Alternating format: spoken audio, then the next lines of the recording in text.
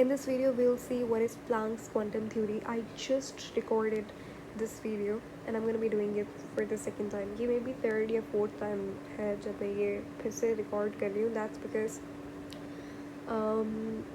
एक तो I scrapped few videos. दूसरी बात ये कि the recording just stopped and I didn't realize that. Anyways, तो हाँ, हम शुरू करते हैं प्लांक्स की क्वांटम थ्योरी. इससे पहले थोड़ा सा ओवरव्यू, एक बैकग्राउंड ले लीजिए कि क्या मतलब है इसका. देखो भाई, हमने अभी तक रदरफोर्ड मॉडल पढ़ा, वहाँ पे कंटिन्यूस लाइन स्पेक्ट्रम अगर आपको नहीं पता तो वो प्लीज़ देख लीजिए. इसको पढ़ने से पहले आपको पता होना चाहिए कि स्पेक्ट्रा क्या है, पहली बात. दूसरी बात, शुरू करते हैं. तो इनका पूरा नाम मैक्स प्लांक था, जर्मन फिजिसिस्ट थे, ठीक है. He was a Nobel prize holder. Max Planck कुछ वो साइंटिस्ट थे जिन्होंने basis of quantum mechanism, quantum physics दिया, ठीक है. अब क्वांटम फिज़िक्स, क्लासिकल, देखो फिज़िक्स को हमने 2 पीरियड्स के अंदर डिवाइड कर दिया. I don't remember the name of the year exactly, but physics को ना हमने on the basis of time period कि अच्छा, इससे पहले जो डिस्कवरीज हैं वो क्लासिकल फिज़िक्स की डिस्कवरीज हैं, इसके बाद वो क्वांटम फिज़िक्स की डिस्कवरीज हैं. लेकिन क्लासिकल क्वांटम के बीच में जो बड़ा डिफरेंस है वो ये है कि क्लासिकल फिज़िक्स को इस्तेमाल करके जो तुम चीज़ें एक्सप्लेन कर सकते हो, ज़रूरी नहीं कि वही चीज़ें तुम क्वांटम फिज़िक्स के बगैर वो चीज़ें तुम एक्सप्लेन करो. जैसे कि फॉर एग्जांपल इलेक्ट्रॉन है, ठीक है. अब इलेक्ट्रॉन घूम रहा है न्यूक्लियस के अराउंड. ये रदरफोर्ड के मॉडल की मैं बात कर रही हूँ. अब उन्होंने कहा था कि ये एनर्जी इमिट कर रहा है, तो इसका स्पेक्ट्रम क्या होगा? कंटिन्यूसली एनर्जी इमिट कर रहा है तो इसका स्पेक्ट्रम क्या होगा? कंटिन्यूस स्पेक्ट्रम होगा. लेकिन ऐसा नहीं था, लाइन स्पेक्ट्रम था. तो ये चीज़ एक्सप्लेन क्लासिकल फिज़िक्स नहीं कर सकती, ठीक है. ये फिज़िक्स को एक्सप्लेन करने के लिए आपको क्वांटम फिज़िक्स की नॉलेज होना बहुत इंपॉर्टेंट है. कि भाई जैसे क्लासिकल फिज़िक्स जो है ना वो मैस बॉडीज़ के ऊपर लगती है, वो बॉडीज़ जिनके ऊपर नेचुरल फोर्सेस जनरली लग रही है. फॉर एग्जांपल ग्रेविटी का कोई इफेक्ट नहीं होगा इलेक्ट्रॉन के ऊपर. ग्रेविटी का इफेक्ट मैस बॉडीज़ के ऊपर होगा, ठीक है. तो इसीलिए जो लॉज हैं वो चेंज हो जाते हैं क्वांटम के अंदर और क्लासिकल के अंदर. तो यही तो जब हम पढ़ते हैं ना फिज़िक्स क्वांटम थ्योरी, तो ये उन प्लांक जो है वो कुछ पहले साइंटिस्ट में थे जिन्होंने क्वांटम फिज़िक्स का बेसिक्स रखा था कि अच्छा, ये चीज़ अगर हो रही है तो वो इस वजह से हो रही है. अब मैं इसको आपको एक स्टोरी की तरह बताऊंगी. देखो, इस टेक्स्ट के अंदर वही बात लिखी हुई है, लेकिन मैं आपको पहले बता दूँ कि पहले समझा दूँ, देन उसके बाद हम लोग ये टेक्स्ट पढ़ेंगे. देखो, ये थ्योरी जो दी थी वो मैक्स प्लांक ने दी थी 1900 के अंदर, ठीक है. इन्होंने ये थ्योरी क्यों दी थी, क्या ज़रूरत पड़ गई? क्योंकि देखो, हर डिस्कवरी, हर इन्वेंशन के पीछे एक रीज़न होता है. एक नीड होती है या फिर एक रीज़न होता है, या कोई क्वेश्चन होता है, या कोई प्रॉब्लम होती है जिसको सॉल्व करने के लिए एक डिस्कवरी होती है, ठीक है. तो मैक्स प्लांक की थ्योरी को क्यों इन्वेंट किया गया, वही सवाल जो मैंने अभी मेंशन किया उसको हम लोग अभी देखने जा रहे हैं. देखो, इस टेक्स्ट के अंदर वही सेम बातें लिखी हुई है जो मैं आपको बताऊंगी, लेकिन सबसे पहले कॉन्सेप्ट को कैच कर लेते हैं, उसके बाद ये पढ़ लेंगे. तो ये थ्योरी दी गई थी 1900 के अंदर. लेकिन क्यों? क्योंकि उस टाइम पे एक क्वेश्चन था, एक कन्फ्यूजन था लोगों को, दूसरे साइंटिस्ट को. ये था कि एक सवाल ये था कि जो ब्लैक बॉडी होती है, अब ब्लैक बॉडी क्या होती है? देखो, एक बॉडी जो कि एक आइडियलाइज्ड बॉडी है फिज़िक्स के अंदर, ठीक है. जैसे आइडियल गैस होती है, वैसे ही एक आइडियलाइज्ड बॉडी फिज़िक्स के अंदर जो कि ब्लैक कलर की, इनसाइड आउट फ्रॉम एवरीवेयर. उस बॉडी की खासियत ये है कि वो बॉडी किसी भी तरीके की रेडिएशन को एब्जॉर्ब कर सकती है. Perfect absorber of every radiation, regardless of the radiation frequency. चाहे रेडिएशन की फ्रीक्वेंसी कुछ भी हो, कम ज़्यादा, उसकी इंटेंसिटी कुछ भी हो, लेकिन वो ब्लैक बॉडी जो है हर रेडिएशन को एब्जॉर्ब कर सकती है. चाहे वो कहीं से भी आ रही हो, उसका सोर्स क्या है कुछ भी नहीं, लेकिन वो हर रेडिएशन को एब्जॉर्ब कर सकती है, ठीक है। अब बात ये थी कि अच्छा ठीक है, इस ब्लैक बॉडी फेमस थी उस टाइम पे क्योंकि बहुत सारी फिजिक्स की डिस्कवरीज ब्लैक बॉडी को इस्तेमाल करके हो रही थी। तो ब्लैक बॉडी से जो रेडिएशन, ब्लैक बॉडी खुद हर रेडिएशन को एब्जॉर्ब कर सकती है, ठीक है। आइडियलाइज्ड एब्जॉर्बर ऑफ रेडिएशन, कोई भी इलेक्ट्रोमैग्नेटिक वेव बेसिकली उसको एब्जॉर्ब कर लेती है। तो जो ब्लैक बॉडी से रेडिएशन निकल रही है, जो ब्लैक बॉडी से एनर्जी निकल रही है, तो लोग उस वक्त पे मानते थे कि जो ब्लैक बॉडी से रेडिएशन निकल रही है वो कंटिन्यूस स्पेक्ट्रम है, ठीक है। वो क्या है? कंटिन्यूस स्पेक्ट्रम, उस एनर्जी का कंटिन्यूस स्पेक्ट्रम लोग उस वक्त पे ये मानते थे, बहुत बहुत लंबे वक्त तक। लेकिन जब एक्सपेरिमेंट्स किए गए तो ये पता लगा कि नहीं, जो ब्लैक बॉडी से रेडिएशन निकल रही है वो कंटिन्यूस नहीं बल्कि लाइन स्पेक्ट्रम है, ठीक है। अब चलो ठीक है, पता लग गया, अच्छी बात है, लेकिन इसका रीज़न क्या है? तो लोग कंफ्यूज हो गए क्योंकि क्लासिक की उस वक्त पे क्वांटम फिजिक्स अभी तक नहीं आई, किसी को ABC भी नहीं आती क्वांटम फिजिक्स की। अभी सब क्लासिकल फिजिक्स की वही कॉन्सेप्ट्स, वही हर लॉ हर बॉडी के ऊपर अप्लाई कर रहे हैं लोग, ठीक है। तो अब ये क्वेश्चन कैसे सॉल्व किया जाए? सवाल क्या है? सवाल ये है कि जो भाई ब्लैक बॉडी से रेडिएशन निकल रही है वो लाइन स्पेक्ट्रम कैसे है? क्योंकि पहले तो बिलीव करते थे कि कंटिन्यूस है, एक्सपेरिमेंट किया तो लाइन निकला। अब रीज़न क्या है लाइन का कि अच्छा ये रीज़न है इसलिए इसकी वजह से लाइन है, तो वो नहीं पता था, ठीक है। क्योंकि क्यों नहीं पता था? क्योंकि क्लासिकल फिज़िक्स के लॉ को इस्तेमाल करके कोई रीज़न बन ही नहीं रहा था इस बात का कि ब्लैक बॉडी से लाइन स्पेक्ट्रम क्यों निकल रहा है, ठीक है। तो प्लांक्स की जो थ्योरी थी उसने इस बहुत बड़े क्वेश्चन या पे क्वेरी को आंसर किया, and he was the one who proposed the basis of quantum physics that we study today, and that's one of the most important branch of physics, right? तो ये थी प्लैंक्स की discovery के पीछे एक छोटी सी स्टोरी कि अच्छा क्यों डिस्कवरी करने की ज़रूरत पड़ गई। वो इसलिए क्योंकि प्लैंक ने इस सवाल का जवाब दिया कि अगर ब्लैक बॉडी से रेडिएशन निकल रही है वो लाइन है तो क्यों है, वो इसलिए है, तो वो प्लैंक ने बताया। मैक्स प्लैंक ने क्या कहा था? उन्होंने कहा था कि ये लाइन इसलिए है, लाइन स्पेक्ट्रम का मतलब क्या होता है? लाइन आपने नहीं पढ़ा तो मैं बता देती हूँ, लेकिन इसको पढ़ लीजिएगा प्लीज़।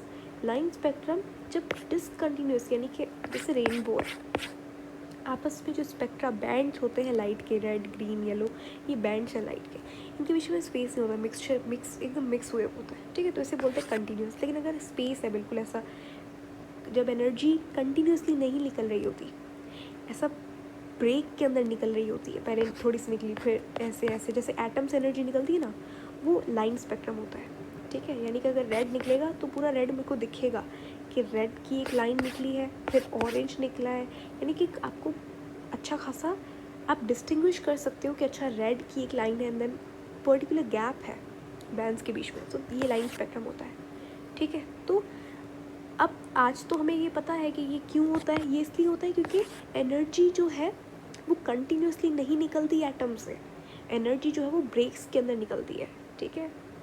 जैसे सूरज की रोशनी है, वो ब्रेक्स के अंदर नहीं निकलती, वो कंटिन्यूसली निकलती है, तो वो कंटिन्यूस स्पेक्ट्रम बनाता है। लेकिन एटम से जो एनर्जी निकलती है वो डिसकंटिन्यूस निकलती है, ब्रेक्स के अंदर निकलती है, थोड़ी निकली, इसीलिए लाइन स्पेक्ट्रम बनता है, ठीक है। तो उस ज़माने में नहीं पता था, तो ये हमें किसने बताया? ये हमें प्लैंक ने बताया। उन्होंने कहा कि एनर्जी जो निकलती है वो कंटिन्यूस फॉर्म के अंदर नहीं निकलती। उस ज़माने में क्लासिकल फिजिक्स को इस्तेमाल करके लोगों को पता था कि लाइट का वेव नेचर होता है, ठीक है। लेकिन मैक्स प्लैंक ने कहा कि लाइट का पार्टिकल नेचर भी होता है, ठीक है। इन्होंने कहा कि एनर्जी जो निकलती है वो एक पैकेट ऑफ एनर्जी फॉर्म में निकलती है, छोटे छोटे पैकेट्स निकलते हैं, एनर्जी बैग्स निकलते हैं एनर्जी के, जिनको इन्होंने नाम दिया क्वांटा, ठीक है। क्वांटा सिंगुलर, क्वांटम प्लूरल, इन्होंने नाम दिया क्वांटा, ठीक है।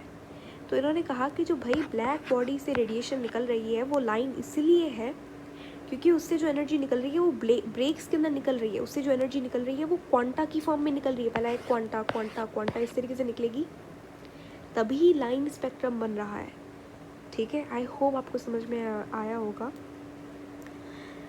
अच्छा, तो उसके बाद बात करते हैं। तो इन्होंने ना ये बात बताया कि इन्होंने फिर अपनी एक इक्वेशन भी थी जिसको प्लांक्स इक्वेशन कहा जाता है, और उसी इक्वेशन को इस्तेमाल करके नील बोर ने अपना एटॉमिक मॉडल प्रपोज किया था। वो आगे जाके हम लोग पढ़ेंगे, लेकिन अभी अभी आपको ये समझना इंपॉर्टेंट है कि अच्छा ये थ्योरी क्यों दी गई थी, कैसे दी गई थी, क्या मकसद था, ये हमने अभी बात कर ली। अब बात करेंगे कि ये थ्योरी कहती क्या है। ये थ्योरी कहती है कि भाई एनर्जी जो है चाहे किसी भी चीज़ में, वो in the form of quanta निकलती है, form of packet of energy. ठीक है, तो लाइट जो है वो भी इसी तरीके से है।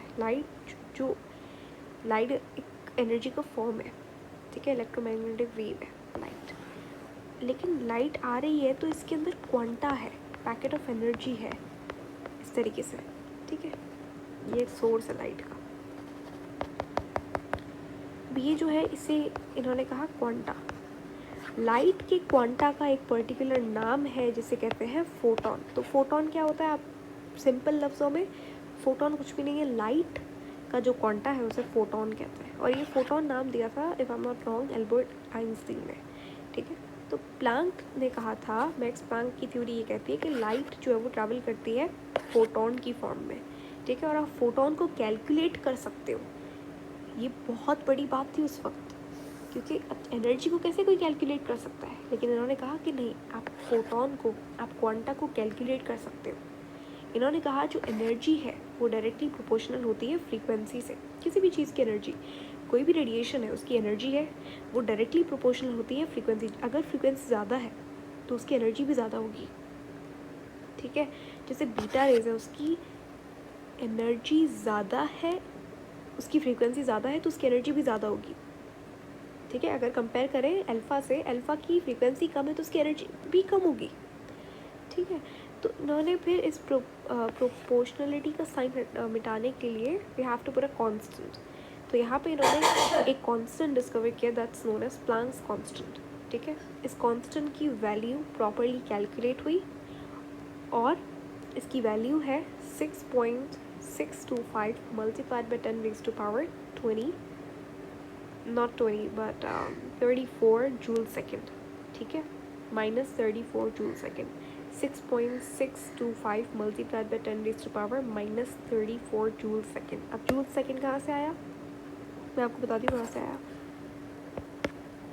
देखो ये इक्वेशन है, एनर्जी इज इक्वल टू, ये क्या है, ये म्यू है, इसका ये एनर्जी को रिप्रेजेंट करने का एक तरीका है म्यू। ठीक है, ये प्लैंक्स कांस्टेंट है। ठीक है, और ये आपका फ्रीक्वेंसी आ गई। ठीक है, अब हमें यूनिट चाहिए प्लैंक्स कांस्टेंट का। ठीक है, एनर्जी आ जाएगा और यहाँ पे आ जाएगा आपका म्यू। ठीक है, ना एनर्जी का यूनिट हमें पता है क्या होता है, जूल होता है। फ्रीक्वेंसी का यूनिट क्या होता है, सेकेंड इनवर्स या फिर हर्ट्ज, आप दोनों लिख सकते हो जो आपको सही लगे। तो मैं यहाँ पे सेकेंड लिख लेती हूँ। बेसिकली सेकेंड इनवर्स यूनिट होता है फ्रीक्वेंसी का, और हर्ट्ज भी होता है, अग्री। तो इसीलिए इसका यूनिट जब भी सेकेंड ऊपर जाएगा तो ये पॉजिटिव सेकेंड हो जाएगा, इसीलिए जूल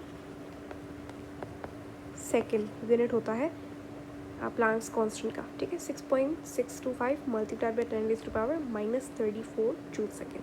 इसको जूल पर हर्ट्ज भी लिखा जाता है क्योंकि फ्रीक्वेंसी का यूनिट हर्ट्ज भी होता है। ठीक है,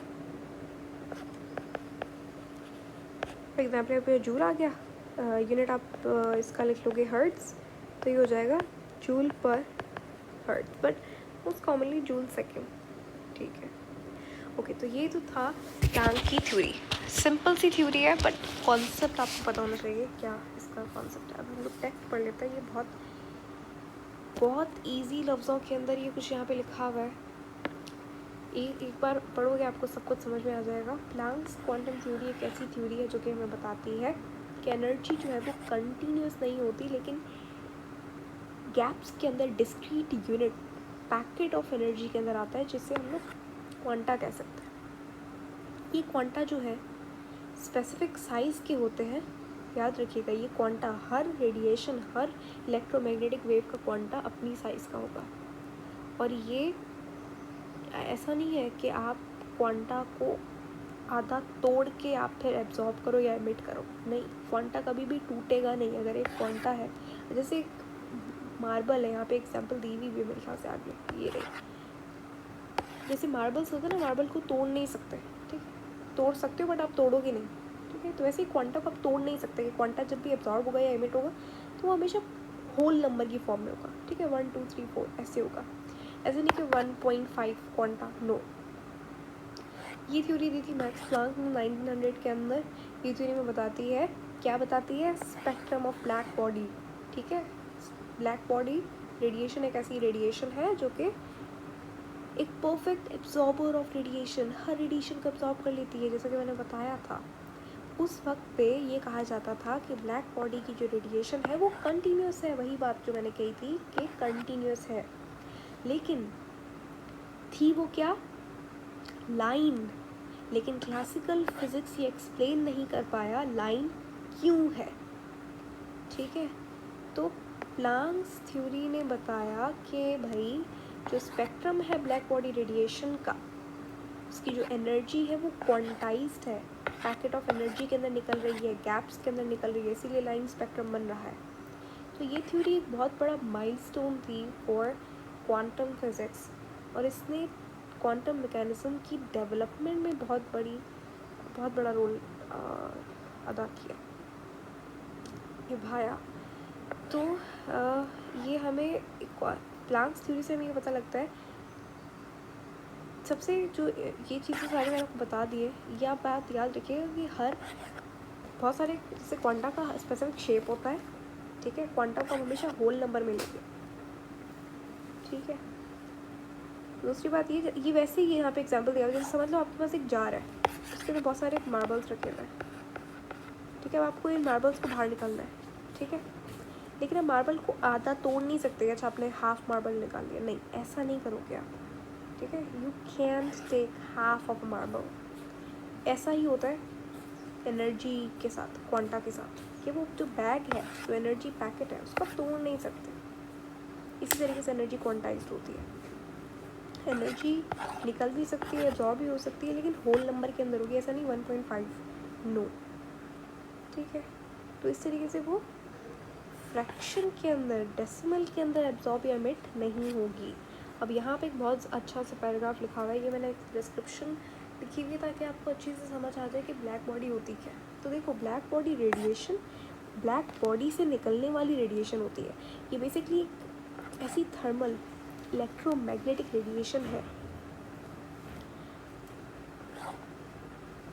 ठीक है, जो हमें, देखो ये body it's not a physical body, it's a idealised body, ठीक है, जैसे आइडियल गैस होती है ना, वैसे ही बिल्कुल, ठीक है। ये एक ऐसी रेडिएशन है जो कि ब्लैक बॉडी से निकलती है, और ब्लैक बॉडी क्या है, एक परफेक्ट एब्जॉर्बर है रेडिएशन का, ठीक है। ब्लैक बॉडी रेडिएशन एक ऐसी रेडिएशन है जो कि परफेक्ट एब्जॉर्बर ऑफ रेडिएशन से निकलती है। Now what is perfect absorber of radiation, that's black body itself. यहाँ पे लिखा हुआ है ब्लैक बॉडी क्या है, black body idealised physical body है जो कि हर, ये वही चीज़ें मैंने आपको बताई थी, हर रेडिएशन को एब्जॉर्ब करती है रिगार्डलेस, चाहे उसकी फ्रीक्वेंसी कैसी है, एंगल ऑफ इंसिडेंस कैसा है, कुछ भी, ठीक है। एंगल ऑफ इंसिडेंस आपको पता है क्या है, लाइट आती है, ये जो एंगल बनेगा एंगल ऑफ इंसिडेंस बनेगा, या एंगल ऑफ रिफ्लेक्शन, ऐसा होता है, ठीक है। तो उससे कोई फ़र्क नहीं पड़ता, कोई भी रेडिएशन है उसको एब्जॉर्ब कर लेती है ब्लैक बॉडी। एक ऐसी परफेक्ट ब्लैक बॉडी, ब्लैक दिखने वाली बॉडी जो कि हर रेडिएशन को एब्जॉर्ब कर ले, ठीक है, जो भी उसके ऊपर पड़ी। तो क्लासिकल फिजिक्स के अंदर जो ब्लैक बॉडी का रेडिएशन का स्पेक्ट्रा था, उसको माना जाता था कंटिन्यूस, जब मैंने आपको बताया, ठीक है। लेकिन एक्सपेरिमेंट से पता लगा कि भाई ये कंटिन्यूस नहीं है, बल्कि ये है लाइन, ये लाइन स्पेक्ट्रम है, ठीक है, इसका एक प्रॉपर शेप है, ठीक है। लाइन स्पेक्ट्रम का प्रॉपर शेप होता है कि अच्छा रेड निकल के आ रहा है, उसमें गैप होगा, फिर ब्लू निकल के, इस तरीके से कंटिन्यूस शेप, उसका प्रॉपर शेप है, कंटिन्यूस मिक्सड होगा इस तरीके से आप पता नहीं लगा सकते। ये देखो, ये कंटिन्यूस स्पेक्ट्रम है, ये वाला ये लाइन है, ठीक है। तो ये बहुत बड़ा क्वेश्चन बन गया उस टाइम पे कि भाई अगर लाइन है तो क्यों है, ठीक है। तो क्लासिकल फिजिक्स एक्सप्लेन ही नहीं कर पाया कि कंटिन्यूस क्यों नहीं है, लाइन है तो क्यों है। तो इसीलिए 1900 के अंदर मैक्स प्लांक ने थ्योरी दी ब्लैक बॉडी रेडिएशन को एक्सप्लेन करने के लिए। ठीक है, उन्होंने कहा कि एनर्जी है जो क्वांटाइज्ड है, पैकेट ऑफ एनर्जी निकलती है तो उसके अंदर क्वांटा होता है, पैकेट ऑफ एनर्जी होता है, इसीलिए कंटिन्यूसली एनर्जी इमिट नहीं होती। ठीक है, तो प्लांक की थ्योरी में बताती है कि ब्लैक बॉडी रेडिएशन से जो लाइन स्पेक्ट्रम निकल रहा है वो क्यों निकल रहा है। ठीक है, सबसे बड़ा क्वेश्चन इन्होंने आंसर किया। ब्लैक बॉडी का जो स्पेक्ट्रा है, peak wavelength that depends on the temperature of the black body, इसमें वही लिखा गया है कि ब्लैक बॉडी रेडिएशन जो है वो डिपेंड करती है टेम्परेचर क्या है ब्लैक बॉडी का। ब्लैक बॉडी को आप उसका टेम्परेचर जैसे जैसे इंक्रीज़ करोगे उसकी वेवलेंथ वैसे वैसे छोटी होती जाएगी। ठीक है, तो इससे हमें ये चीज़ पता लगती है कि आप चीज़ों को जितना हीट करते जाओगे उनका वेवलेंथ चेंज होता जाएगा, और अगर वेवलेंथ चेंज होगा तो कलर भी चेंज होगा। ठीक है, जैसे रेड है उसकी फ्रीक्वेंसी सबसे कम होती है, ठीक है, और वेवलेंथ सबसे ज़्यादा होती है। तो फिर जैसे जैसे आप उसको टेम्परेचर दोगे, आपने रेड है उसकी वेवलेंथ सबसे ज़्यादा होती है, ठीक है, लेकिन जैसे टेम्परेचर दोगे तो आग जल रही है, आग दी गई जैसे, तो इसकी फ्रीक्वेंसी कम होती जाएगी। ये यहाँ पे लिखा हुआ है, इसकी फ्रीक्वेंसी कम होती जाएगी। जैसे जैसे फ्रीक्वेंसी कम होगी तो कलर भी तो चेंज होगा ना। ठीक है, इसीलिए जो लाल कलर के ऑब्जेक्ट्स होते हैं वो येलो टर्न होता है, फिर वाइट टर्न होता है, वो इसीलिए क्योंकि आप जब हीट देते हो तो उसकी वेवलेंथ कम होती है। सही है, तो ब्लैक बॉडी का भी ऐसा ही है। ठीक है, ब्लैक बॉडी डिपेंड करती है उसके बाद उसको तुम टेम्परेचर क्या दे रहे हो। अगर टेम्परेचर उसका बढ़ाओगे तो उससे जो रेडिएशन निकल रही है उसकी रेडिएशन की वेवलेंथ कम होती जाएगी। ठीक है, तो ब्लैक बॉडी रेडिएशन एक बहुत फंडामेंटल कॉन्सेप्ट है फिजिक्स के अंदर, बहुत बड़ा इंपॉर्टेंट कॉन्सेप्ट है। इसकी एप्लीकेशन मैंने बताया था। ब्लैक बॉडी उस वक्त पे बहुत फेमस थी क्योंकि बहुत सारी डिस्कवरीज के अंदर इसका इस्तेमाल हो रहा था। ठीक है, इसकी एप्लीकेशन बहुत सारी है, बहुत सारी फील्ड के अंदर, एस्ट्रोनॉमी के अंदर, थर्मोडायनामिक्स के अंदर, क्वांटम मैकेनिज्म के अंदर। ठीक है, ये कुछ एग्जांपल्स हैं ब्लैक बॉडी की। सूरज एक खुद ब्लैक बॉडी रेडिएटर है। ठीक है, ब्लैक बॉडी रेडिएशन को इमिट करता है। ठीक है, लाइट बल्ब जो होता है, ये इसका मतलब ये जो पहले ज़माने में 100 वोल्ट के जो लाइट बल्ब से उसकी बात हो रही है। ठीक है, फिलामेंट, उसके अंदर जो फिलामेंट था जो टंगस्टन से बना हुआ होता है, उससे जो रेडिएशन निकलती है that's also black body radiation. ठीक है, एक कमरा लो, उससे बहुत ज़्यादा हीट कर दो तो वो भी एक ब्लैक बॉडी रेडिएटर की तरह काम करेगा। ठीक है, so that is it for today. I see you guys in the next video, जहाँ पे हम लोग नील बॉर की थ्योरी पढ़ेंगे। देखो, जब तक तुम प्लांक थ्योरी नहीं पढ़ लेते आपको नील बॉर की थ्योरी नहीं समझ में आएगी। तो ये था quantum theory by Planck's. I hope it was helpful for you. Thank you so much for watching. See you later in the next video.